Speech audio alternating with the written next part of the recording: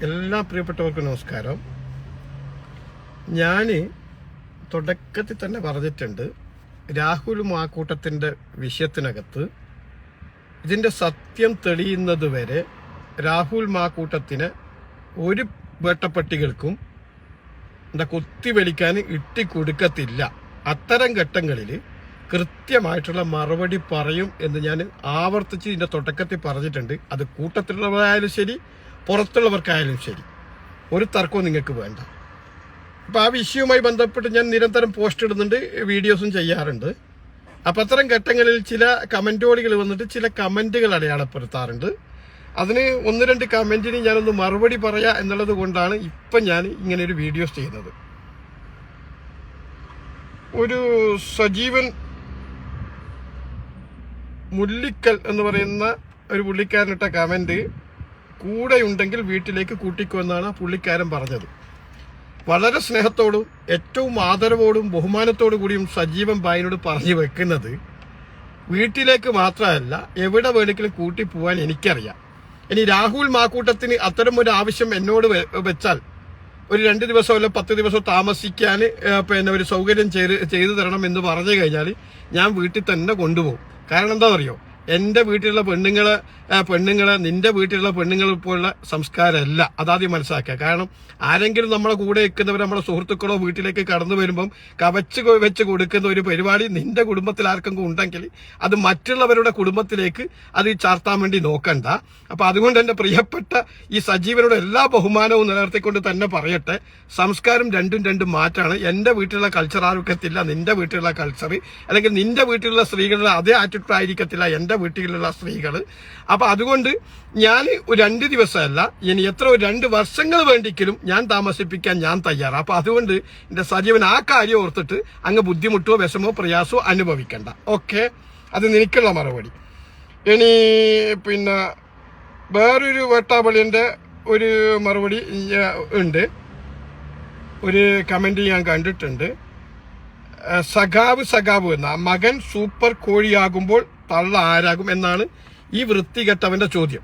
അത് ഞാൻ മുമ്പേ സജീവനോട് പറഞ്ഞതുപോലെ തന്നെ, നിന്റെ വീട്ടിലും സ്ത്രീകൾ ഉണ്ടെങ്കിലും, നിന്റെ തന്ത ജനിപ്പിച്ച തന്ത ഉണ്ടെങ്കിലോ, അല്ലെങ്കിൽ നിനക്ക് ജ്യേഷ്ഠനോ അനിയനോ ഉണ്ടെങ്കിൽ അവരെന്താണെന്നുള്ള കാര്യം സ്വന്തം മനസ്സാക്ഷിയോടൊന്ന് ചോദിച്ചാൽ മതി. അല്ലാതെ ഒരു ജനുവിനായ ഒരു പരാതിയോ ഒരു പരിഭവങ്ങളോ ആരും പറയാത്ത കാലത്തോളം നിന്റെ ഈ പാർട്ടി സഖാവ് എന്ന് പറയുന്ന നാണം കെട്ട പാർട്ടി സമൂഹത്തിൽ മാന്യമായി ജീവിക്കുന്ന ഒട്ടനവധി നേതാക്കൾക്കെതിരെ ഇതിനു മുമ്പും പരാതിയും കാര്യങ്ങളും ഇതുപോലെ സ്ത്രീകളെ മുന്നിൽ നിർത്തി വേട്ടയാടാൻ വേണ്ടി ശ്രമിച്ചിട്ടുണ്ട്. അത് ഒരു പക്ഷേ മുൻകാലങ്ങളിൽ അത് നിങ്ങൾക്ക് അതൊരു ഗുണമായിട്ട് മാറിയിട്ടുണ്ടെങ്കിലും ഇനി അങ്ങോട്ട് വരുന്ന കാലത്തിൽ അത് തിരിച്ചടിയായിട്ട്, ബൂമർ പോലെ തിരിച്ചടിയായിട്ട് നിങ്ങളെ കുണ്ടിക്ക് തന്നെ വന്നു കൊള്ളും എന്നുള്ള കാര്യത്തിൽ ഒരു തർക്കവും ഇല്ല. അതുകൊണ്ട് ഞാൻ ആവർത്തിച്ച് പറയുന്നു, ഈ സഖാവിന്റെ കുടുംബത്തിലുള്ള നിലവാരമായിരിക്കും മറ്റുള്ള അമ്മമാർക്കും അല്ലെങ്കിൽ മറ്റുള്ള മക്കൾക്കും എന്നുള്ള ധാരണ ദയവ് ചെയ്ത് അങ്ങോട്ട് മാറ്റിവെക്കുക. ഓക്കെ, ഇനി രാഷ്ട്രീയപരമായിട്ട് നിങ്ങൾക്ക് രാഹുൽ മാക്കൂട്ടത്തിനോട് വളരെ വിയോജിപ്പോ കാര്യങ്ങളോ ഉണ്ടെങ്കിൽ ആ രാഷ്ട്രീയപരമായിട്ട് അടയാളപ്പെടുത്തുക എന്നതിനപ്പുറത്തേക്ക് ഒരു തെളിവും ഒരു ക്രെഡിബിലിറ്റിയും ആരും പരാതിയില്ലാത്ത ശൂന്യത്തിൽ നിന്ന് എതിരാളികൾ പടച്ചുണ്ടാക്കുന്ന കഥയുടെ പുറകെ പോയിട്ട് അദ്ദേഹത്തെ അങ്ങ് വേട്ടയാടി കളയുക എന്നൊരു ധാരണ നിന്റെയൊക്കെ മനസ്സിലാക്കുന്നുണ്ടെങ്കിൽ അതിന് ശക്തമായിട്ട് എതിർക്കാൻ ഇവിടെ മനസ്സാക്ഷിയുള്ള, ഇതിന്റെ തെറ്റും ശരിയും തിരിച്ചറിയാൻ കഴിവുള്ള ബോധമുള്ള ജനങ്ങളുള്ള ഒരു സ്റ്റേറ്റാണ് കേരളം എന്നും കൂടി നിന്നെപ്പോലുള്ള ഊളകൾ മനസ്സിലാക്കുക. ഓക്കെ,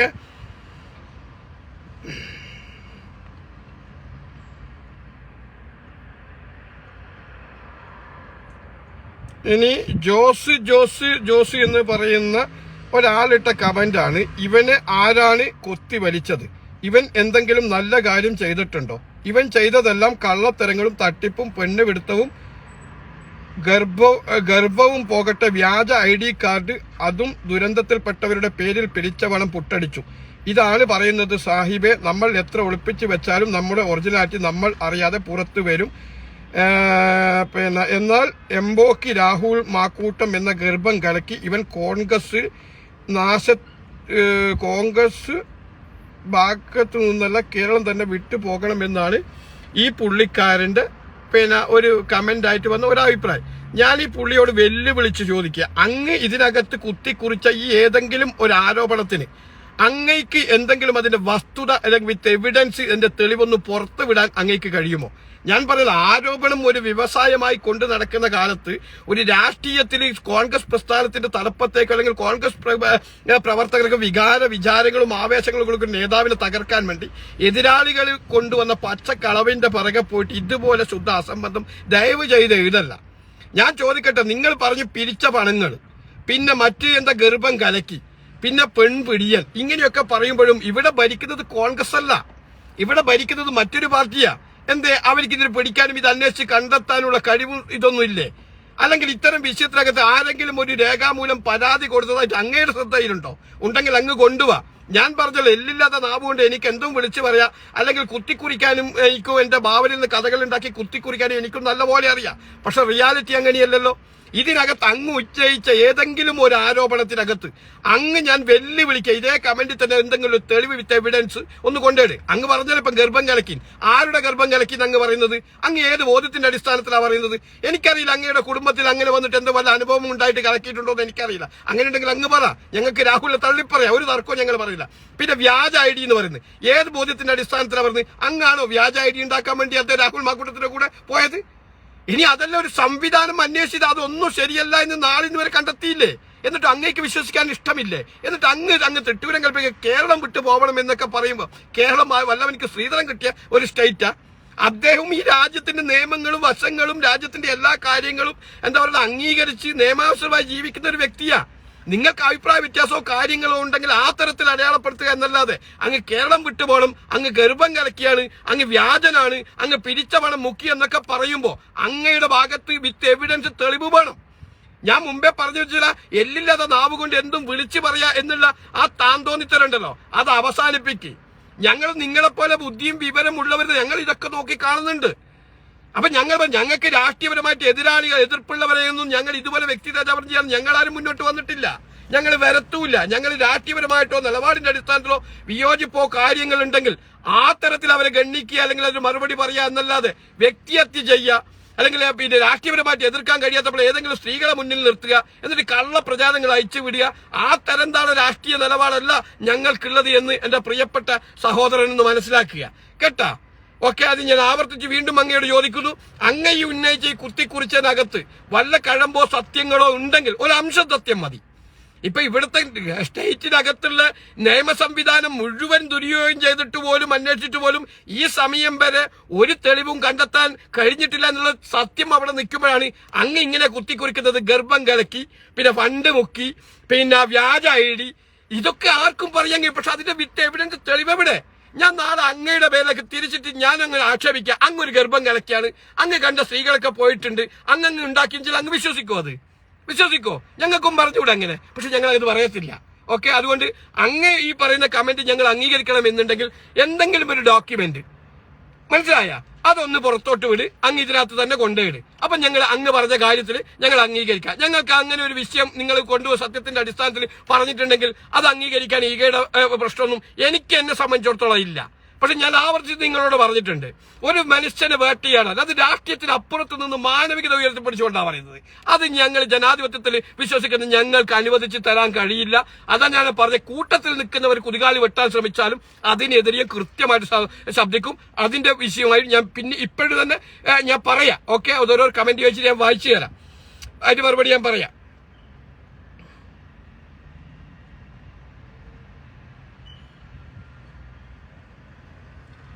പിന്നെ ഉണ്ണികൃഷ്ണൻ എന്ന് പറയുന്ന ഒരു പ്രിയപ്പെട്ട കോൺഗ്രസിനെ സ്നേഹിക്കുന്ന ജീവന തുല്യം ഇഷ്ടപ്പെടുന്ന ആ ഒരു സുഹൃത്തിന്റെ ഒരു കമന്റ് ഉണ്ട്. കോൺഗ്രസിനകത്തുള്ള തലമുതിർന്ന നേതാക്കന്മാർ തന്നെയാണ് ആദ്യം രാഹുലിനെ കുത്തുന്നത്. അത് 100% ഉറപ്പാണ്. ഈ വിഷയവുമായി ബന്ധപ്പെട്ട് ഇതുപോലെ പൊതുസമൂഹത്തിന്റെ മുമ്പിൽ പ്രസ്ഥാനത്തെയും പ്രത്യേകിച്ച് രാഹുലിനെയൊക്കെ കൊത്തിവലിക്കാൻ ഈ സമൂഹത്തിന് ഇട്ടുകൊടുത്തത് ഈ കേരളത്തിനകത്തുള്ള ഇന്നത്തെ പ്രതിപക്ഷ നേതാവ് എന്നുള്ള കാര്യത്തിൽ ഒരു തർക്കവും. അത് എവിടെയും പച്ചക്ക് തന്നെ ഞാൻ വിളിച്ചു പറയും. ഇത് പറയുമ്പോൾ ചില ആളൊക്കെ എന്തൊക്കെയോ പറയും, ഞങ്ങൾക്ക് പ്രതിപക്ഷ നേതാവിനോട് എന്തോ വ്യക്തിപരമായിട്ടുള്ള വിദ്വേഷമുണ്ട്, രാഹുലിന് എന്തിനും ഇത്രമാത്രം സപ്പോർട്ട് ചെയ്യുന്നൊക്കെ പറയുമ്പോൾ ഞാൻ എല്ലാ ഘട്ടത്തിലും പറയുന്നത്, എനിക്ക് കോൺഗ്രസിന്റെ ഐഡിയോളും പ്രത്യശാസനം വിശ്വസിക്കുന്ന രാഹുലും ഈ പറയുന്ന പ്രതിപക്ഷ നേതാവൊക്കെ എനിക്ക് നല്ലതാണെങ്കിൽ രണ്ടും എന്താ പറയുക ഒരേ തരത്തിൽ തന്നെ ഒരു നേതാക്കന്മാർ തന്നെയാണ്. പക്ഷേ സ്വന്തം അധികാരം അങ്ങ് പിന്നെ എന്താ പറയേണ്ടത് അരക്കെട്ടുറപ്പിക്കാനും പിന്നെ സമൂഹത്തിന് മുമ്പിൽ ഞാൻ മാത്രമാണ് വലിയ വമ്പൻ എന്ന് തെളിയിക്കാനും പിന്നെ കൂടെ നിൽക്കുന്ന സഹപ്രവർത്തകന്റെ മുഴുപ്പിൽ കയറി ചുമലിൽ കയറി ചവിട്ടി താഴ്ത്തിയിട്ട് മുന്നോട്ട് പോകാൻ ഉദ്ദേശിക്കുന്നെങ്കിൽ വലിച്ചു താഴെടാൻ ഞങ്ങൾക്കറിയാം. ഞാൻ ആവർത്തിച്ച് പറയുന്നു, കോൺഗ്രസിനകത്തുള്ള മുഴുവൻ നേതാക്കന്മാരോടും ഒരേ കണ്ണി കാണുന്നവനാണ് ഞാൻ. പക്ഷേ എന്താ പറയേണ്ടത്, കൂട്ടത്തിൽ നിന്ന് കുതികാൽ വെട്ടി കുണ്ടിക്കടിച്ച് അവരെ താഴ്ത്താൻ വേണ്ടി ശ്രമിക്കുമ്പോൾ അത് കൈയോടെ പിടിക്കും, ഒരു തർക്കമില്ല, അത് കൈക്ക് പിടിക്കാൻ പരമാവധി ശ്രമിക്കും. ആ നിലപാടാണ് എന്റെ നിലപാട്. ഓക്കെ, ഞാൻ ഇപ്പോഴും പറയുന്നു, ഒരു നേതാവിന്റെ മുഖ സൗന്ദര്യോ ഒരു നേതാവിന്റെ ഇത് കണ്ടിട്ടോ പിന്നെ എന്താ പറയുക കോൺഗ്രസ് ആയവനല്ല ഞാൻ. ഓക്കെ, ഞാൻ കോൺഗ്രസിന്റെ ആശയത്തിലും കോൺഗ്രസിന്റെ ഐഡിയോളജിയിലും മാത്രം ഇഷ്ടപ്പെട്ടുകൊണ്ടാണ് ഇതിനു വേണ്ടിയിട്ട് ഞാൻ ഇങ്ങനെ ശബ്ദിക്കുന്നത്. ഓക്കെ, നേതാക്കന്മാർ ഞാൻ പറഞ്ഞിട്ടുണ്ടല്ലോ, പല ഘട്ടത്തിലും പറഞ്ഞിട്ടുണ്ട്, ഇന്നവർക്ക് എന്തെങ്കിലും അധികാര സ്ഥാനങ്ങൾ ഏറ്റക്കുറച്ചിലോ കാര്യങ്ങളോ ഉണ്ടെങ്കിൽ ഈ ചിന്താബാധ വിളിച്ച അണികൾക്ക് തന്നെ മുണ്ടുപൊക്കി കാണിച്ചിട്ട് ഒട്ടും ഉളുപ്പില്ലാതെ മറുകണ്ഠം ചാടിയിട്ട് ഈ പ്രസ്ഥാനത്തിന് തെറി പറയുന്നതൊക്കെ നമ്മളെ മുമ്പിൽ കേരളത്തിൽ തന്നെ ഉണ്ട്. ഞങ്ങൾക്കറിയാലോ, PC ചാക്കോ ഇല്ലേ, ഗവി തോമസ്, പിന്നെ ഈ പറയുന്ന ലതിക സുഭാഷ്, പിന്നെ ചങ്ങന്നൂർ മത്സരിച്ച ശോഭന ജോർജ്, ഇവരൊക്കെ പിന്നെ ഇപ്പം പോയ സരീന്, അതിനു മുമ്പ് പോയത് എന്താ പറയാ KP അനിൽകുമാർ, ഒരു അനിൽകുമാർ വടകരങ്ങട്ട്, ഇങ്ങനെ ഇവരൊക്കെ കോൺഗ്രസിൽ നിന്നതാ. സ്ഥാനമാനങ്ങൾ കിട്ടാതെ കുറയുമ്പോഴാണ് മുണ്ട് പൊക്കി കാണിച്ചിട്ട് അപ്പുറത്തേക്ക് വലിയ കളിച്ചത് എന്നതുപോലെ ഈ പറയുന്ന വിദ്വാനും ഈ പ്രതിപക്ഷ നേതാവ് എന്ന് പറയുന്ന വിദ്വാനും അവൻ എന്തെങ്കിലും സ്ഥാനങ്ങൾ കുറഞ്ഞു കഴിഞ്ഞാൽ നാളെ നിങ്ങൾ സപ്പോർട്ട് ചെയ്ത നിങ്ങൾക്ക് തന്നെ പച്ചക്ക് കൈമ തന്നിട്ട് അവൻ പുറത്തോട്ട് പോകും. അവൻ അവന്റെ സേഫും അവന്റെ എന്താ പറയുന്ന സ്ഥാനങ്ങളും ഉറപ്പിക്കാൻ വേണ്ടി മറ്റേതിലേക്കും കയറും എന്നുള്ള കാര്യത്തിൽ ഒരു തർക്കവും നിങ്ങൾക്ക് വേണ്ട. കാരണം അവന്റെ മുൻകാല ചരിത്രങ്ങളും ഹിസ്റ്ററിയും മാത്രം എടുത്ത് പരിശോധിച്ചാൽ മതി. കാരണം ഉമ്മൻചാണ്ടി ഗവൺമെന്റിനെതിരെ വിമർശിച്ചൊക്കെ ഞങ്ങൾ കണ്ടില്ലേ, ആരാ ഉമ്മൻചാണ്ടി ഗവൺമെന്റ് തുടർ ഭരണം നഷ്ടപ്പെടുത്തിയത്? ഒന്ന് ഈ പറയുന്ന വ്യക്തിയാണ്, ഈ പ്രതിപക്ഷ നേതാവ് എന്ന് പറയുന്ന VD സതീശൻ. 2 പിന്നെ തൃശ്ശൂർ മുൻ MP ആയ എന്താ പറയാ അവന്റെ പേര് പ്രതാപൻ. 3ാമത് അന്നത്തെ KPCC പ്രസിഡന്റായ ഈ പറയുന്ന VM സുധീരൻ. ഇവര് 3 ആളാണ് ഉമ്മൻചാണ്ടി സാറെ പിറകിൽ നിന്ന് കുത്തിക്കൊണ്ട് ഇല്ലാതെ പച്ച കളവ് പറഞ്ഞിട്ട് പിന്നെ എന്താ തുടർ ഭരണം നഷ്ടപ്പെടുത്തി കേരളത്തിലെ ഇക്കോലത്തിലേക്ക് എത്തിച്ചത്. കാരണം CPM-ന്റെ കൈ കൊടുത്തതുകൊണ്ടാണ് കോലങ്ങൾ ഇങ്ങനെയായത്. ഇതുപോലെ ഒരു നാദനില്ല കളരിയാക്കി മാറ്റാൻ CPM-ന് കയ്യിൽ അധികാരം വെച്ചുകൊടുത്ത ഇപ്പം വന്നിട്ട് പണ്ട് വേശിന്റെ ചരിത്ര പ്രസംഗം പോലെ ഇപ്പം ഈ പ്രസംഗിക്കുന്ന ഈ പട്ടിഷോ ഒന്നും കണ്ടിട്ട് ഞാൻ വ്യക്തിപരമായിട്ട് ഞാൻ പറയില്ലേ, അതൊന്നും വിശ്വസിക്കാനുള്ള മടയനൊന്നും അല്ല ഞാൻ. ഓക്കെ, എന്തുകൊണ്ടാണ് VD സതീശൻ അന്ന് ഉമ്മൻചാണ്ടിയോട് ഇത്ര ഗർവുണ്ടായതെന്ന് വെച്ചാൽ മന്ത്രിസ്ഥാനം കൊടുക്കാത്തതിന്റെ പേരാ. കാരണം അതിന് തൊട്ട് മുമ്പ് ഒരു സംവാദം നടത്തിയിട്ടുണ്ടായിരുന്നു ഇവരാര്, മറ്റേ സാന്റിയാഗോ മാർട്ടിന്റെ ലോട്ടറി വിഷയവുമായി ബന്ധപ്പെട്ട് തോമസ് ഐസക്കുമായിട്ട് ഒരു സംവാദമൊക്കെ നടത്തിയിട്ട് ഇവൻ കുറച്ച് പവർ എടുത്ത് നിൽക്കുന്ന കെട്ടായിരുന്നു.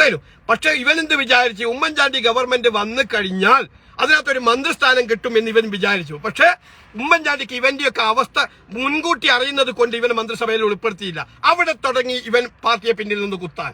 ആ കുത്തിയതിന്റെ ഭാഗമായിട്ടാണ് തുടർ ഭരണം നഷ്ടപ്പെട്ടെന്ന് മാത്രമല്ല തുടർച്ചയായിട്ട് 10 വർഷം ഇപ്പൊ CPM അധികാരത്തിലേക്ക് വരാനുണ്ടായ സാഹചര്യം എന്നുള്ള കാര്യത്തിൽ ഒരു തർക്കവും വേണ്ട. അപ്പൊ അതുകൊണ്ട് പിന്തുണക്കുന്നവർ ആവിടി പിന്തുണച്ച് പോടി. പക്ഷെ നിങ്ങൾ പിന്തുണക്കുമ്പോൾ ഞാൻ അങ്ങ് പിന്തുണക്കണമെന്ന് ഏതെങ്കിലും കമന്റോടികൾ വന്നിട്ട് തിട്ടൂരം കൽപ്പിക്കുന്നത് ഉണ്ടെങ്കിൽ ഞാൻ അവന്റെ ഒന്നും സെപ്റ്റിക് ടാങ്കോ അവന്റെ ഒന്നും ആസനം നക്കിയിട്ട് രാഷ്ട്രീയത്തിൽ കോൺഗ്രസിന്റെ ആശയത്തിൽ വിശ്വസിക്കുന്നവരല്ല. ഞാൻ എന്റെ ബോധ്യവും എന്റെ ശരിയും വെച്ചിട്ട് മാത്രമാണ് ഞാൻ സംസാരിക്കുന്നത്. ഇനി അതിന് കൂടെ തന്നെ ഞാൻ മറ്റൊന്നും പറയാം. ഇന്നലെ പോലും ഇവൻ രാഹുൽ മാക്കൂട്ടത്തിനെതിരെ ഒരു സ്റ്റേറ്റ്മെന്റ് കൊടുത്തിട്ടുണ്ട്. കാരണം എന്താ പറഞ്ഞത്, ഇയാള് CPM-നെ പോലെ ന്യായീകരിക്കാനില്ല. ആര് വെറുതെ VD സതീശൻ പറഞ്ഞു. ഇവനോട് ഏതെങ്കിലും ഘട്ടത്തിൽ ഏതെങ്കിലും കോൺഗ്രസിന്റെ നേതാക്കന്മാരോ അണികളോ ന്യായീകരിക്കാൻ പറഞ്ഞിട്ടുണ്ടോ? പറഞ്ഞിട്ടേ ഇല്ല. പക്ഷെ സത്യത്തിന്റെ കൂടെ നിൽക്കേണ്ട ഒരു ധാർമ്മികത നിനക്കില്ല എന്ന് പ്രതിപക്ഷ നേതാവിനോട് ഏതെങ്കിലും കോൺഗ്രസിന്റെ പ്രവർത്തകൻ ചോദിച്ചു കഴിഞ്ഞാൽ അതിന് ഇവനിക്ക് മറുപടി ഉണ്ടോ? ഞാൻ ചോദിക്കട്ടെ, ഇത്തരം ഒരു അലിഗേഷൻ വന്നു. ഈ അലിഗേഷൻ വന്നതിന് ശേഷം വിത്ത് എവിഡൻസ് ആയിട്ട് എന്തെങ്കിലും പ്രൂഫ് ഈ ചങ്ങായിക്ക് പുറത്തോട്ട് ജനങ്ങളോട് പറയാൻ പറഞ്ഞിട്ടുണ്ടോ? ഇല്ലല്ലോ. ഇവൻ കേക്ക് മുറിച്ച് വായിൽ വെക്കുന്ന ഫോട്ടോകളൊക്കെ അങ്ങോട്ട് തള്ളുന്നു ഇങ്ങോട്ട് തള്ളുന്നു, അച്ഛൻ മകൾ എന്നൊക്കെ പറഞ്ഞിട്ട് ഇവന്റെ ഒരു നാടകവും വീഡിയോസ് ഒക്കെ ഞാൻ ഇതിനകത്ത് കാണുന്നുണ്ട്. പക്ഷെ ഇവൻ പറയുന്നത് എന്താ പറയാ, ഇവനോട് ന്യായീകരിക്കാൻ പറഞ്ഞിട്ടേ ഇല്ല. ഇവ സത്യത്തിന്റെ കൂടെ നിൽക്കുക. എന്താ ഇവൻ പറയേണ്ടത്? കൂട്ടത്തിൽ നിൽക്കുന്ന ഒരു വളർന്നു വരുന്ന യുവ നേതാവിന് ഇത്തരം ഒരു ആരോപണം വരുമ്പോ ഇവൻ പറയേണ്ടത് എന്താ? ഞങ്ങളത് പരിശോധിക്കട്ടെ, ഞങ്ങളത് പഠിക്കട്ടെ, അല്ലെങ്കിൽ ആരെങ്കിലും പരാതിയുമായിട്ട് വരട്ടെ, അല്ലെങ്കിൽ നിയമത്തിന്റെ മുമ്പിൽ ആരെങ്കിലും പരാതിയുമായിട്ട് വന്നിട്ടുണ്ടോ എങ്കിൽ ഞങ്ങൾക്ക് നടപടിയെടുക്കാം. ആരോപണത്തിന്റെ പിറകെ പോയിട്ട് നമുക്ക് നടപടി എടുക്കാൻ പറ്റുമോ? അങ്ങനെ പറ്റത്തില്ലല്ലോ. അങ്ങനെ ആരോപണത്തിന്റെ പിറകിൽ പോയി നടപടി എടുക്കാൻ പറ്റുകയാണെങ്കിൽ ഈ പുള്ളിനെ പുറത്തേക്കണ്ടേ ആദ്യം? ഞാൻ ചോദിക്കട്ടെ, ഇന്നിപ്പോ യൂട്യൂബിലും ഫേസ്ബുക്കിലും ഒക്കെ 2 സ്ത്രീകളുടെ വീഡിയോ കൃത്യമായിട്ട് പറഞ്ഞു വെക്കുന്ന എന്തൊക്കെയുണ്ട്? എന്നാ പിന്നെ ഇവൻ സ്വയം രാജിവെക്കട്ടെ. ഇവൻ പറഞ്ഞ കൃത്യമായിട്ടുള്ള നടപടി. ഈ നടപടി എടുക്കാൻ ഞാൻ ആവർത്തിച്ച് ചോദിക്കുന്നില്ല. ഇവൻ നടപടി എടുക്കാൻ ഇവൻ ആരാ? അതാ ഞാൻ ചോദിക്കുന്നത്. ഇവനിക്കുള്ള അതേ പ്രിവിലേജിൽ നിന്ന് രാഹുൽ മാക്കൂട്ടത്തിലുണ്ട്. ഞാനതാ രാഹുൽ മാക്കൂട്ടത്തിൽ എതിരാളികളെ നമുക്ക് എതിർക്കാം. പക്ഷെ അവനെപ്പോഴും യുവ നേതാവ് വന്നിട്ട് ചോദിക്കണം ഇവനോട്, നീ ആര് എനിക്കെതിരെ നടപടി എടുക്കാൻ വേണ്ടി? ഞാൻ ജനങ്ങളോട് വോട്ട് വാങ്ങിച്ചിട്ട് ജയിച്ച ഈ പാലക്കാടുള്ള പാലക്കാടുള്ള മുഴുവൻ ജനങ്ങൾ സ്ത്രീകളെ മടക്കം രാഹുലിന്റെ പക്ഷത്താ എന്ന് ഇതേ മാധ്യമത്തിലെ കൂടി നോക്കിയാൽ മനസ്സിലാവും. പാലക്കാടുള്ള MC കോളേജ് എന്ന് പറയുന്ന ആ കോമ്പൗണ്ടിനകത്ത് വെച്ച് 100 കണക്കിന് സ്ത്രീകളാണ് ഈ VD സതീശന്റെ ഈ തെറ്റായ നയങ്ങൾക്കെതിരെ പച്ചത്തറി പറഞ്ഞ് വീഡിയോസ് ചെയ്തത്. അതാ യൂട്യൂബിലെടുത്ത് നോക്ക്. രാഹുലിന് പൂർണ്ണ പിന്തുണ അവിടെയുള്ള അമ്മമാരൊക്കെ. അപ്പൊ അതുകൊണ്ട് രാഹുൽ ഭയപ്പെടേണ്ട ആവശ്യമൊന്നുമില്ല. തെറ്റ് ചെയ്തിട്ടില്ലെങ്കിൽ നീക്ക് നേർക്ക് നേരെ നിന്നിട്ട് തന്നെ പറയാം, അതിലൊരു തർക്കവും ഇല്ല. ഓക്കെ.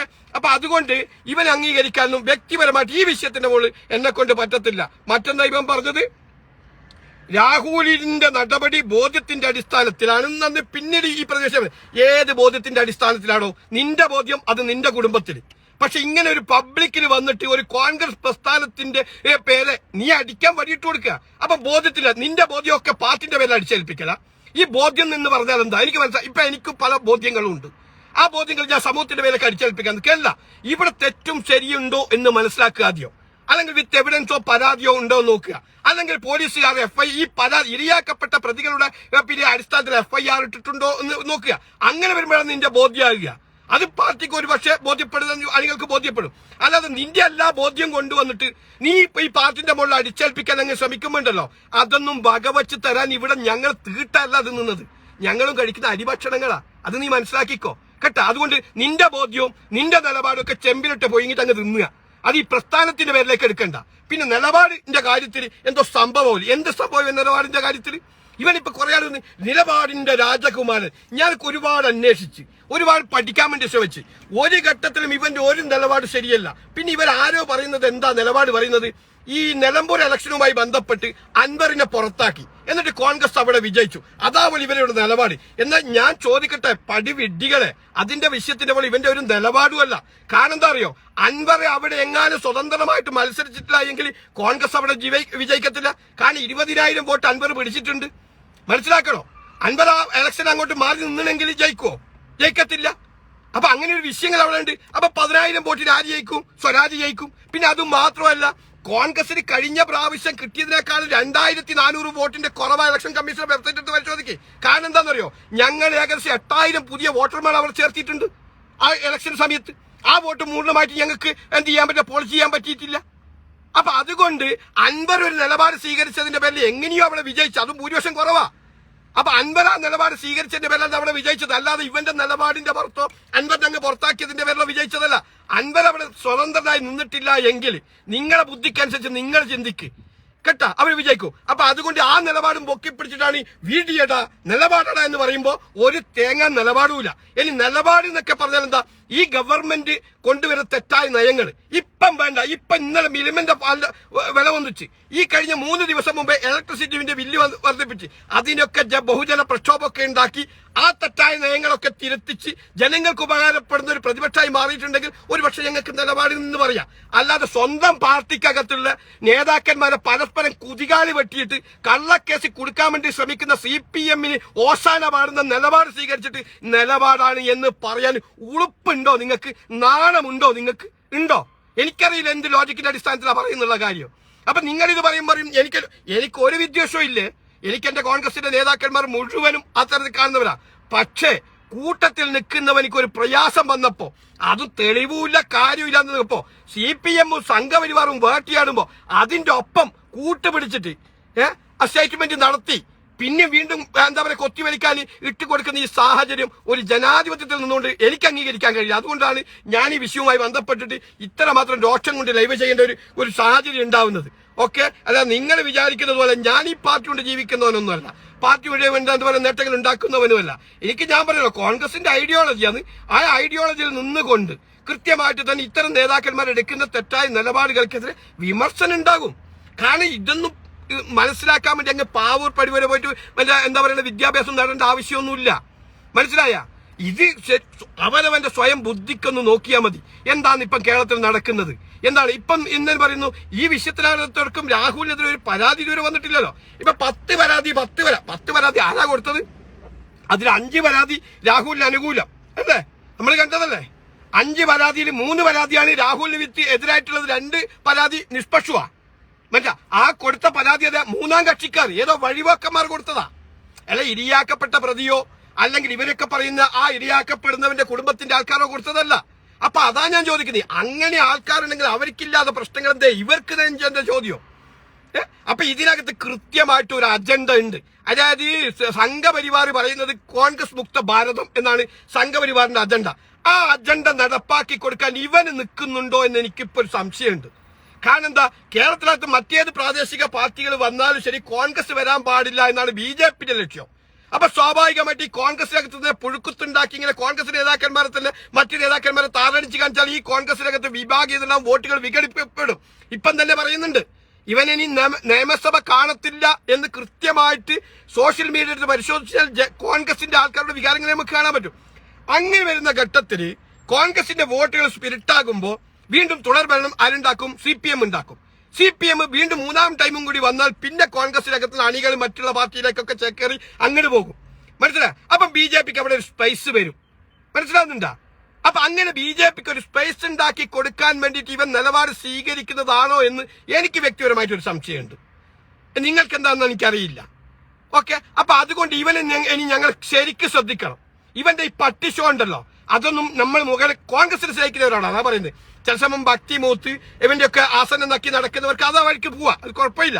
പക്ഷെ കോൺഗ്രസ് സ്റ്റേറ്റിനകത്ത് നിലനിൽക്കണം എന്നുണ്ടെങ്കിൽ നിങ്ങൾ അത് കൃത്യമായിട്ടൊന്ന് ശ്രദ്ധിക്കണം, വാച്ച് ചെയ്യണം. ഓക്കെ, പിന്നെ കുറെ ആൾക്കാർ ഇങ്ങനെ എന്നോട് പറഞ്ഞിട്ടുണ്ട് ഇവനിനി നിയമസഭ കാണത്തില്ല, അത് കഴിഞ്ഞു. അപ്പൊ അങ്ങനെ ഉണ്ടെങ്കിൽ കോൺഗ്രസിനെ സ്നേഹിക്കുന്നവർ ഇവനെ നിയമസഭ കാണിക്കാൻ പാടില്ല, ഇവനെ അങ്ങോട്ട് മാറ്റിവെക്കുക. കാരണം ഞങ്ങൾ 85 സീറ്റിലോട്ട് മത്സരിക്കുന്നുണ്ട്. അതിൽ 1 2 സീറ്റ് കുറഞ്ഞാലും ഭരണത്തിന് കോട്ടമൊന്നും തട്ടാൻ പോകുന്നില്ല, ഭരണത്തിലേക്ക് എത്താനുള്ള കോട്ടമൊന്നും തട്ടൂല. അപ്പൊ ഇവനെ ഏകദേശം എന്ത് ചെയ്യുക, നിയമസഭ കാണിക്കാതിരിക്കുക. കോൺഗ്രസിനോട് ഇഷ്ടമുള്ള, കോൺഗ്രസിനെ ഇഷ്ടപ്പെടുന്ന പ്രവർത്തകന്മാർ, അതേ നമുക്ക് നമ്മളെ മുമ്പിലുള്ള ഓപ്ഷൻ ഉള്ളൂ. ഓക്കെ, പിന്നെ വേറൊരുത്തന്റെ ഒരു കമന്റ് ഉണ്ട്, അത് ഞാൻ വായിച്ചു തരാം.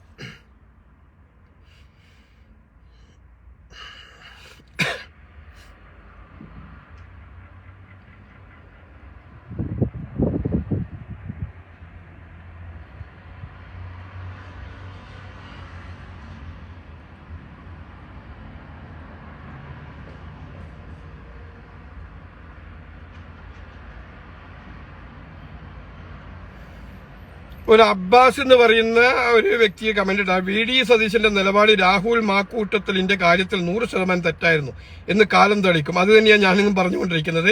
അബ്ബാസെ, രാഹുലിന്റെ അമ്മയ്ക്ക് അത് കാണാൻ ഭാഗ്യം ഉണ്ടാവട്ടെ. തീർച്ചയായിട്ടും കാലം അതിന് കൊടുക്കും, ആ അമ്മക്ക് ആ ഭാഗ്യം ഉണ്ട്, അതിൽ തർക്കവും നിങ്ങൾക്ക് വേണ്ട. കാരണം ക്രൈം ചെയ്താലും ശിക്ഷിക്കപ്പെടും. ഇതൊന്നും അധിക കാലം മൂടി വെക്കാൻ കഴിയത്തൊന്നുമില്ല. അതിന്റെ കൃത്യമായിട്ടുള്ള ഫലം അവൻ അനുഭവിക്കാൻ പോകുന്നേ ഉള്ളൂ. ആര്?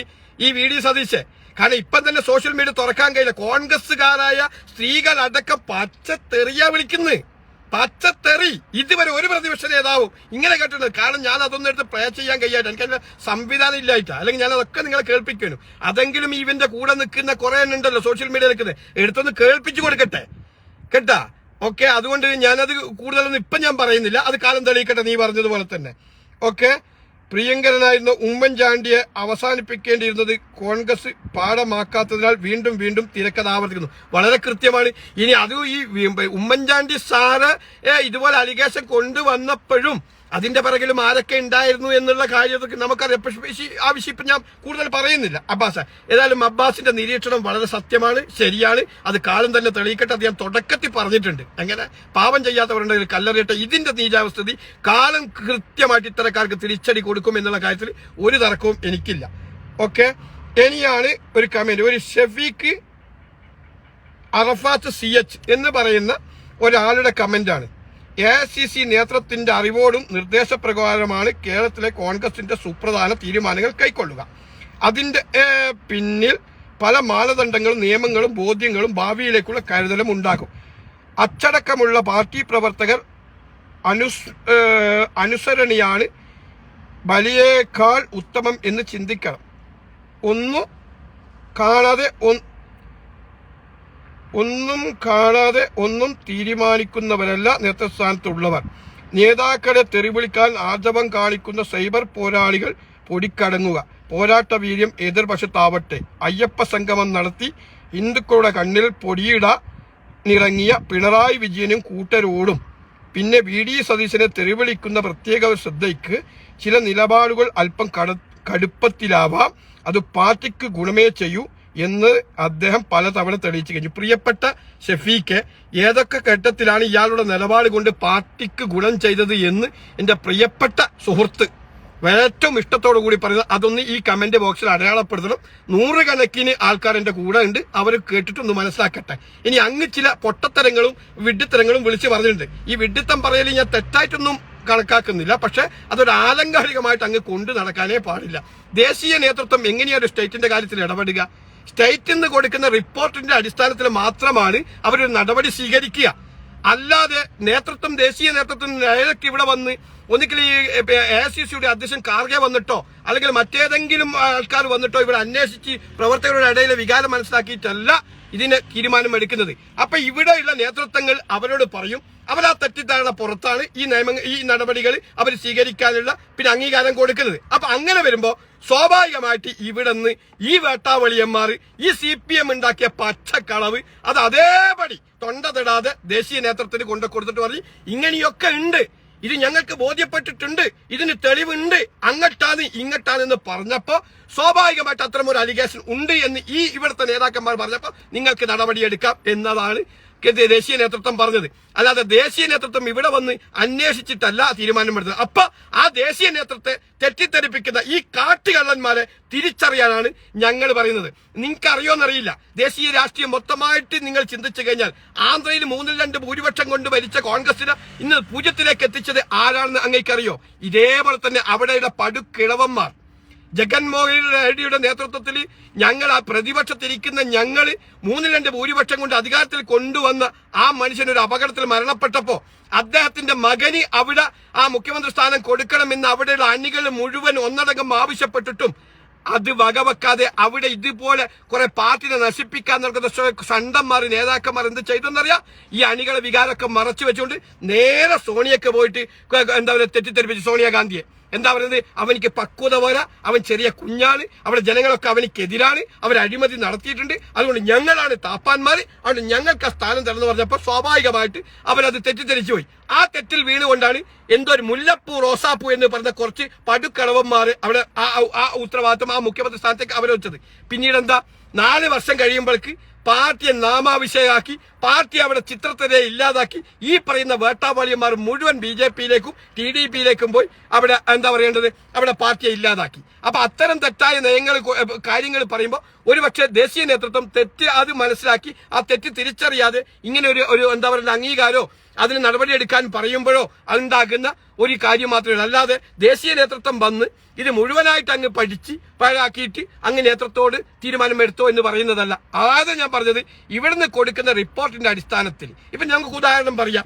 രാജ്യത്ത് തന്നെ ഒരു കോടതിയുണ്ടല്ലേ, ഒരു നിയമത്തിന് മുമ്പിൽ ഒരു കൊലപാതകക്ക് തൂക്കുകയറി വിധിച്ചു കഴിഞ്ഞാൽ അവർക്ക് മറ്റൊരു ഓപ്ഷൻ ഉണ്ട്, എന്ത് അപ്പീലിൽ പോവാ അല്ലെങ്കിൽ അതിന് മേൽക്കോടതിയിൽ പോവാ. അങ്ങനെയൊക്കെയുള്ള ഒരു രാജ്യമല്ലേ. എന്നതുപോലെ കോൺഗ്രസിനകത്തും ഇവിടുന്ന് കൊടുക്കുന്ന റിപ്പോർട്ട് അപ്പുറം പോയി, അപ്പുറത്ത് അത് മേൽക്കോടതി പോയി, എന്നിട്ടാണ് അതിന് വിധി പ്രഖ്യാപിക്കുന്നത്. ഇപ്പൊ നീ പറഞ്ഞല്ലോ അങ്ങനെ തെറ്റാറില്ല, കോൺഗ്രസിന്റെ നേതാക്കന്മാർക്കൊന്നും അറിയാഞ്ഞിട്ടാന്നൊക്കെ ചോദിക്കുമ്പോൾ ഞാൻ ചോദിക്കട്ടെ, ചില ക്രൈമിനകത്ത് ചില സുപ്രീം കോടതി ചില വിധി പ്രഖ്യാപിച്ച് എല്ലാം ഇടനാഴിയിൽ കീറി പരിശോധിച്ചിട്ടായിരിക്കും ആ വിധി പ്രഖ്യാപിക്കുക. ഇപ്പൊ ഉദാഹരണം പറയാം, പൊന്നിച്ചാമിക്ക് തൂക്കുകാർ ആദ്യം കോടതി വിധിച്ച് എല്ലാം പഠിച്ചിട്ടല്ലേ വിധിച്ചത് അല്ലേ? പിന്നീട് അവസാനം വരെ അപ്പീലിൽ പോയതിന്റെ ശേഷം എന്തായി? അതെന്താ ആ കേസായി മാറിയത്? അത് ജീവപര്യന്തമായി. അപ്പൊ നമുക്ക് പറയാൻ പറ്റും ആദ്യം ആ തൂക്കാർ കൊടുത്ത ആ കോടതിന്റെ കാര്യങ്ങളൊക്കെ തെറ്റാണ് അവർ ചിന്തിച്ച് പഠിക്കാണ്ട് തീരുമാനമെടുത്തത്? അങ്ങനെയല്ല. അപ്പൊ ഒരു സംവിധാനം അങ്ങനെയാണ് നമ്മുടെ രാജ്യത്തിന്റെ. അപ്പൊ അതുകൊണ്ട് എല്ലാം കേന്ദ്ര നേതൃത്വം ഇവരും ഇടപെട്ടിട്ടങ്ങെടുത്തിട്ട് അതൊക്കെ ശരിയാണെന്ന് നമ്മൾ വ്യാഖ്യാനിക്കണ്ട. തെറ്റുകളും വീഴ്ചകളും ഉണ്ടാകും. ആ വീഴ്ചകളാണ് നമ്മളെപ്പോഴുള്ളവർ ചൂണ്ടിക്കാണിക്കുന്നത്. അപ്പൊ അതുകൊണ്ട് ഇത്തരമായിട്ടുള്ള വിഡ്ഢിത്തരങ്ങൾ ദയവ് ചെയ്തിട്ട് കോൺഗ്രസിന്റെ ഹിസ്റ്ററിയെ പറ്റി കുത്തിക്കുറിക്കാനേ പാടില്ല. കാരണം നിങ്ങളാക്കാളൊക്കെ ഒരു ഓണം കൂടുതൽ ഉണ്ടവനാണ് ഞാൻ നിങ്ങളോട് ഒരു ക്ലിപ്പിൽ പറഞ്ഞിട്ടില്ലേ, കോൺഗ്രസിന്റെ ഹിസ്റ്ററി പഠിക്കാൻ വേണ്ടി രാജ്യത്തിന്റെ പല സ്റ്റേറ്റുകളിലെത്തും ഞാൻ പോയതാ. മഹാരാഷ്ട്രയിൽ കൊളാബ എന്ന് പറയുന്ന റായ്ഗാഡ് ജില്ലയ്ക്ക് ഏറാന്തൂരക്ക് വേണ്ടിയിട്ടൊക്കെ പ്രവർത്തിച്ച് ബൂത്തിലിരുന്ന് ആ കാലഘട്ടത്തിൽ നമ്മളെ ഈ മിഷനല്ല കുത്തിയിരുന്ന സമയം അങ്ങനെയൊക്കെ പ്രവർത്തിച്ച പാരമ്പര്യമൊക്കെ എനിക്കുണ്ട്. അല്ലാതെ കേരളത്തിൽ ഏതെങ്കിലും പീഡിന്റെ ബെഞ്ചുമ്മൽ ഇരുന്നിട്ട് ഈ 4 രാഷ്ട്രീയം പറയുന്നയോ ഏതെങ്കിലും നേതാവിന്റെ എന്തെങ്കിലും കിട്ടിയിട്ട് അല്ലെങ്കിൽ എന്തെങ്കിലും നക്കിയിട്ട് അവർക്ക് വേണ്ടി വാദിക്കുന്ന വ്യക്തിയൊന്നുമല്ല ഞാൻ അന്നും ഇന്നും എന്നും പറയുന്നുണ്ട്, എന്റെ കീശയിലെ കാശെടുത്തിട്ട് ഈ ആശയത്തിന് വേണ്ടിയിട്ടുള്ള പോരാട്ടങ്ങളാണ്. മനസ്സിലായ? ആശയപരമായിട്ട് ഞാൻ പറയുന്നത്. അല്ലാതെ എനിക്ക് ഇപ്പം സതീശനെ അങ്ങ് പുകഴ്ത്തി പറഞ്ഞതുകൊണ്ടോ അല്ലെങ്കിൽ എന്താ പറയാ മാക്കൂട്ടത്തിൽ അങ്ങനെ വലിയ പുണ്യവാനാക്കിക്കൊണ്ടോ എനിക്ക് വ്യക്തിപരമായിട്ട് ഒരു നേട്ടമില്ല. എന്റെ വങ്ങന്മാരെ ഭർത്താവുമല്ല, എന്റെ ആരുമല്ല, ഞാൻ ജീവിതത്തിൽ ഇന്നുവരെ അവർ കണ്ടിട്ടില്ല. പക്ഷേ ഒരു എന്താ പറയുക, ഒരു മാനവികത ഉയർപ്പിച്ച ഒരു മനുഷ്യത്വപരമായിട്ട് ചെയ്യേണ്ട കാര്യങ്ങൾ സ്വന്തം കൂടെ നിൽക്കുന്നവർക്ക് ചെയ്ത് കൊടുക്കാതെ അവരെ വീണെടുത്തുനിന്ന് വീണ്ടും ആഞ്ഞു ചവിട്ടുന്ന ആ പ്രവണത അത് അനുവദിച്ചു കൊടുക്കാൻ കഴിയില്ല. അങ്ങനെ ചവിട്ടുമ്പം ആ കാല് പിടിച്ചു വലിക്കാനുള്ള തന്റെ ഇടം ഇവിടെയുള്ള സാധാരണ പ്രവർത്തകർക്കുണ്ട് എന്നുള്ള ബോധ്യം അടയാളപ്പെടുത്താൻ വേണ്ടി മാത്രമാണ് ഞാൻ ഈ വിഷയവുമായി ബന്ധപ്പെട്ട് തുടക്കം മുതൽ രാഹുലിന്റെ പക്ഷം നിൽക്കുന്നത്. അത് അവസാനം വരെ ഉണ്ടാവും, ഒരു തർക്കവും നിങ്ങൾക്ക് വേണ്ട. ഇനി ആരെന്ത് പറഞ്ഞാൽ, കാരണം ഇത് കൃത്യമായിട്ടുള്ള ഇതിനകത്ത് വിത്ത് എവിഡൻസ് പരാതിയോടെ ഇരയാക്കപ്പെട്ട പ്രതികൾ ഡയറക്റ്റ് വന്ന് എന്ന് സമൂഹത്തോട് പറയുന്നു ആ സമയം വരെ അതിനകത്ത് ഒരു തർക്കവും നിങ്ങൾക്ക് വേണ്ട. ഓക്കെ, ഇനി എന്ത് കുത്തിക്കറിച്ചാലും അതൊന്നും എന്നെ ബാധിക്കുന്ന വിഷയമല്ല, ഞാൻ അതൊന്നും മൈൻഡ് ചെയ്യാൻ പോകുന്നുമില്ല. ഓക്കെ, ഇനി മറ്റൊരു കമന്റും കൂടിയുണ്ട്.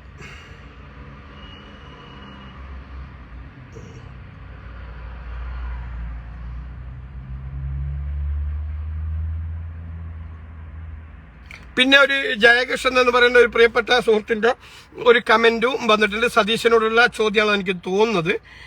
ഏത് ബോധ്യത്തിന്റെ അടിസ്ഥാനത്തിലാണ് നിങ്ങൾ തീരുമാനമെടുത്തത്? നിങ്ങൾക്ക് എന്താണ് ബോധ്യമായത്? അത് പറയാൻ നിങ്ങൾ ബാധ്യസ്ഥരാണ്. കാരണം ഒരു പരാതിക്കാരുമില്ല, ഒരു സ്റ്റേഷനിലും രാഹുൽ മാക്കൂട്ടത്തിന്റെ പേരിൽ ഒരു FIR-ഉം ചാർജ് ചെയ്തിട്ടില്ല. ഒരു പെൺകുട്ടി പോലും പരാതിയുമായി ഒരു സ്റ്റേഷനിലും പോയിട്ടില്ല. പിന്നെ നാട്ടുകാരുടെ മുൻപിൽ വന്നിട്ടില്ല. ഏതോ പത്രക്കാരൻ പടച്ചു വിട്ടൊരു ന്യൂസ്. അല്ലാതെ നിങ്ങൾക്ക് എന്ത് തെളിവാണ്? നിങ്ങൾക്ക് എന്താണ് ബോധ്യമായത്? പറയണം മിസ്റ്റർ. നിങ്ങൾ കണ്ട ഊളകളെ പോലെ സംസാരിക്കരുത്. പ്രതിപക്ഷ നേതാവാണ്, അത് ആദ്യം ഓർക്കുക. പിന്നെ കോൺഗ്രസിന്റെ കാര്യം പറയാൻ അധികാരപ്പെട്ട PCC പ്രസിഡന്റ് ഉള്ളപ്പോൾ അതിന്റെ മേലെ കയറി നിഗളിക്കരുത്. കാരണം നിങ്ങൾ വെറുമൊരു പ്രതിപക്ഷ നേതാവാണ്, അല്ലാതെ PCC പ്രസിഡന്റ് അല്ല. അത് ഓർമ്മിക്കുക. കാലം തെളിയിക്കും രാഹുൽ കുറ്റക്കാരനാണോ അല്ലയോ എന്ന്. അപ്പോൾ നിരപരാധിയാണെങ്കിൽ നിങ്ങൾ ഈ പറഞ്ഞ വാക്കുകൾ നിങ്ങൾ ഇപ്പോൾ നടപടിയും നിങ്ങൾക്ക് ചെയ്യാം. പിന്നെ ഇന്ന് ഒരു ന്യൂസ് കണ്ടു, 18 മുതൽ 60 വയസ്സിനുള്ളിലുള്ള സ്ത്രീകളാണ് ഗർഭചിത്രത്തിന് വിധേയാക്കപ്പെട്ടത് എന്ന്. ഇത് പുതിയ അറിവാണ്. 60 വയസ്സ് ഉള്ളവർ ഗർഭിണിയാകുന്നത് കലികാല വൈഭവം എന്നേ പറയുന്നു മിസ്റ്റർ സതീശൻ. ഒരു കൈ മുട്ടിയാൽ മാത്രം സൗണ്ട് ഉണ്ടാകുകയില്ല, 2 കൈയും ചേർന്ന് മുട്ടണം. അതുപോലെ തന്നെയാണ് ഒരു രാഹുൽ മാക്കൂട്ടൻ മാത്രം വിചാരിച്ചാൽ ഒരു പെൺകുട്ടിയെയും ഗർഭയാവില്ല. അതിന് പെണ്ണുകൂടെ തയ്യാറാവണം. ഈ കാര്യം പറയുന്നത് 3 വർഷം കാത്തിരുന്നാണ്. എന്തിനു വേണ്ടി പാലക്കാട് നിയമസഭാ തെരഞ്ഞെടുപ്പിന്റെ സമയത്ത് എന്തുകൊണ്ട് ഈ കാര്യം പറഞ്ഞില്ല? അപ്പോൾ തന്നെ വിവരമുള്ളവർ മനസ്സിലാവും. കാരണം എന്താണ് ഇനി പറയട്ടെ. ഇപ്പോൾ നിങ്ങൾ പറയുന്നത് രാഹുൽ നിയമസഭയിൽ പങ്കെടുക്കണോ വേണമോ എന്ന് കൂട്ടായി ആലോചിച്ച് തീരുമാനമെടുക്കുമെന്ന്. എന്ത് വിവരക്കേടാണ് മിസ്റ്റർ പറയുന്നത്? പാർട്ടിയിൽ നിന്നും സസ്പെൻഡ് ചെയ്ത ഒരു MLAക്ക് സഭയിൽ പങ്കെടുക്കണമെങ്കിൽ നിങ്ങളുടെ NOC വേണ്ട. അതിൽ നിങ്ങൾക്ക് തീരുമാനമെടുക്കാൻ യാതൊരു അവകാശവുമില്ല. പിന്നെ എന്ത് കൂടിയാലോചന, എന്ത് തീരുമാനം? ഇതെന്താ വെള്ളരിക്കപ്പട്ടണം ആണോ? ആളുകളെ വിഡ്ഢികളാക്കാൻ ശ്രമിക്കരുത്. എന്തായാലും പറവൂർ ഒന്ന് കടന്നു കിട്ടാൻ ഇപ്പോഴേ തയ്യാറായിക്കൊള്ളുക, അല്ലെങ്കിൽ ചിലപ്പോൾ കഥ മാറും. വളരെ സന്തോഷമുണ്ട്, വളരെ അഭിമാനം തോന്നുന്നു.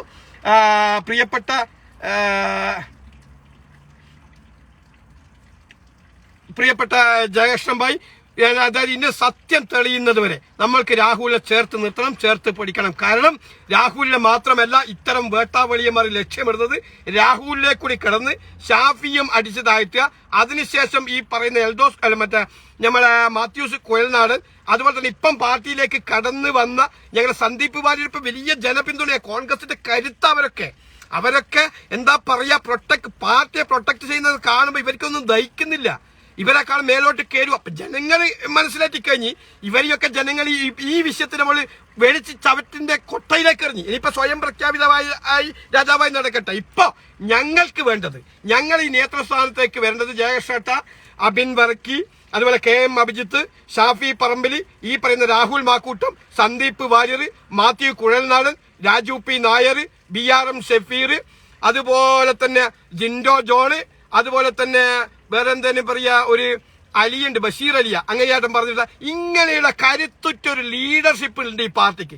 അവര് വരട്ടെ മുന്നോട്ട്. ഈ പടുക്കളവന്മാരെ ഇനി എന്താ ചെയ്യണം?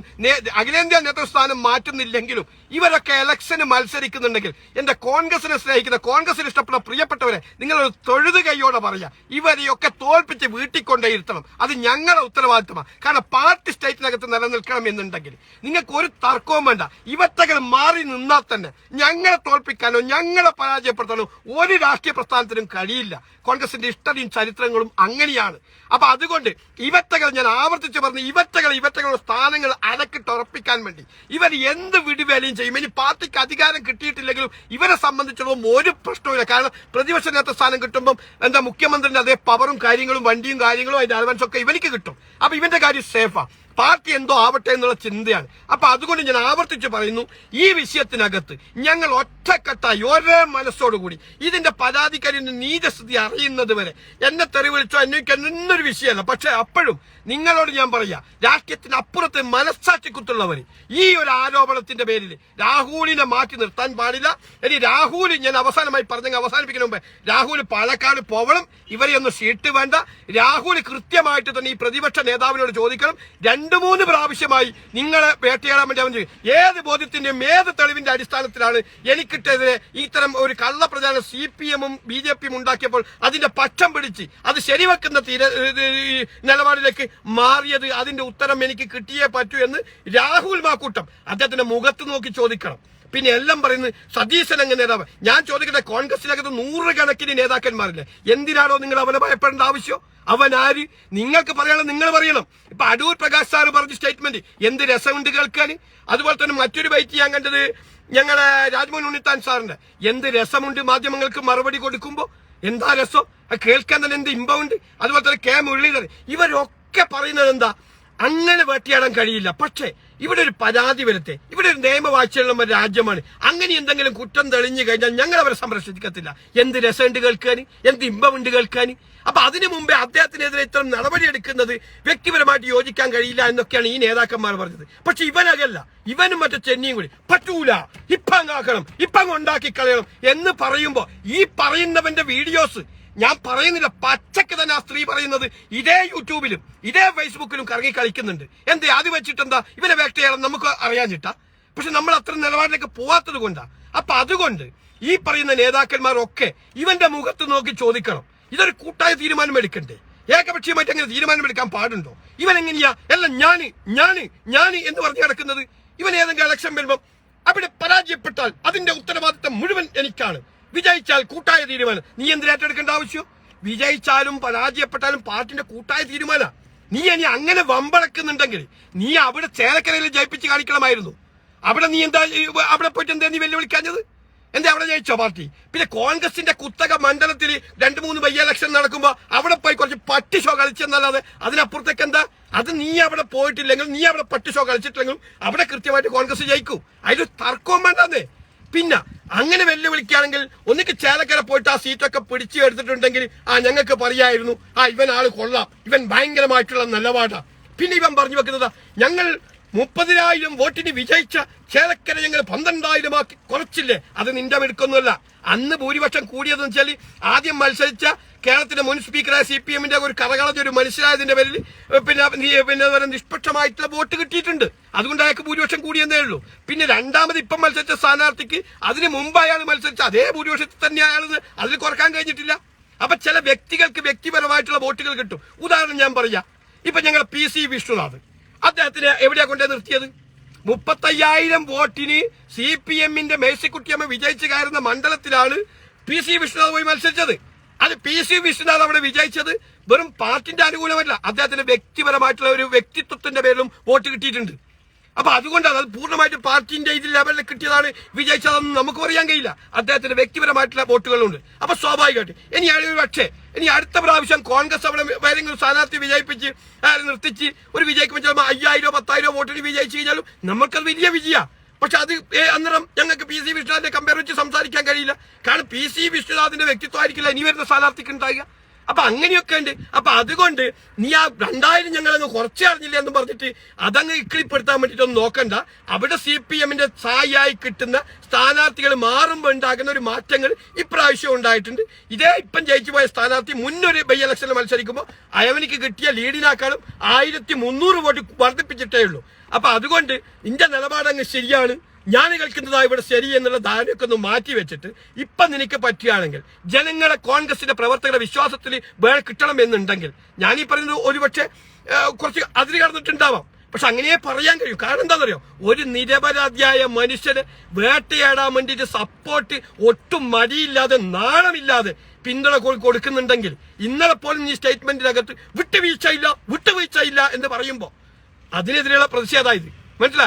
നിന്റെ വിട്ടുവീഴ്ചയും വേണ്ട, നിന്റെ ഒരു നിലപാടും വേണ്ട, അതൊക്കെ നീ ചെമ്പിട്ട് പോയിട്ട് അങ്ങ് വെച്ചാൽ മതി. പക്ഷെ അത് പ്രസ്ഥാനത്തിൽ നിൽക്കുന്ന ഏതെങ്കിലും നേതാവിനെതിരെ അലിഗേഷൻ വരുമ്പോൾ അതിന്റെ നീചസ്ഥിതി അറിയുന്നതിന് മുമ്പേ നിന്റെ ഇതുപോലത്തെ തിട്ടൂരം കേട്ട് കഴിഞ്ഞാൽ അതിനുള്ള മറുപടി കൃത്യമായിട്ട് പറഞ്ഞിരിക്കും എന്ന് മാത്രം പറഞ്ഞു വെച്ചുകൊണ്ട് ഞാനിതങ്ങ് അവസാനിപ്പിക്കുന്നു.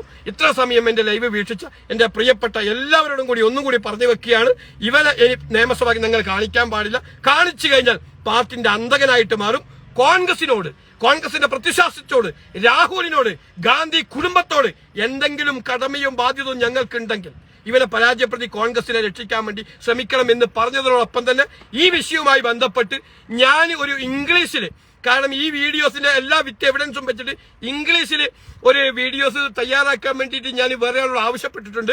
അവരൊക്കെ ഇത് ചെയ്ത് തരാമെന്ന് പറഞ്ഞ് അങ്ങനെ അത് കിട്ടിക്കഴിഞ്ഞാൽ ഞാൻ ഈ രാഹുൽ ഗാന്ധിന്റെയും AICC പ്രസിഡന്റിന്റെയും ഒക്കെ ട്വിറ്ററിലും അതുപോലെ തന്നെ അവരുടെ ഫേസ്ബുക്ക് പേജിലും അവർ എങ്ങനെയാ അത് പോസ്റ്റ് ചെയ്തിട്ട് ഈ വിഷയം, ഈ പറയുന്ന ഇവന്റെ ഈ നാണം കെട്ട നിലപാട്, ഇവൻ ഈ പാർട്ടിയെ കൊല്ലാൻ നടക്കുന്ന ഈ തെറ്റായ നയങ്ങൾ പാർട്ടിയെ സംരക്ഷിക്കാൻ വേണ്ടി ഞാനത് പോസ്റ്റ് ചെയ്യും. അതിന് ഏതറ്റം വരെയും പോകും, ഒരു തർക്കവും വേണ്ട.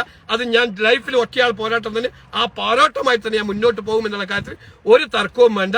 ഒപ്പം തന്നെ ഞാൻ എന്റെ ഫേസ്ബുക്ക് പേജിലും അത്തരം വീഡിയോസ് ഞാൻ പോസ്റ്റ് ചെയ്യും. അതും നിങ്ങൾ സഹകരിച്ച് ഈ പ്രസ്ഥാനത്തെ മുന്നോട്ട് കൊണ്ടുപോകാൻ അല്ലെങ്കിൽ മടങ്ങി വരാൻ, തിരിച്ചു വരാൻ ഉള്ള പ്രയത്നത്തിൽ നിങ്ങളുടെ സപ്പോർട്ടും പിന്തുണയും ഉണ്ടാവണമെന്ന് മാത്രം പറഞ്ഞു വെച്ചുകൊണ്ട് ഞാൻ അവസാനിപ്പിക്കുന്നു. ജയ് ഹിന്ദ്, ജയ് നാഷണൽ കോൺഗ്രസ്. രാഹുൽ തിരിച്ചു വരട്ടെ, കോൺഗ്രസിന്റെ വിജയം സുരക്ഷിതമാക്കട്ടെ.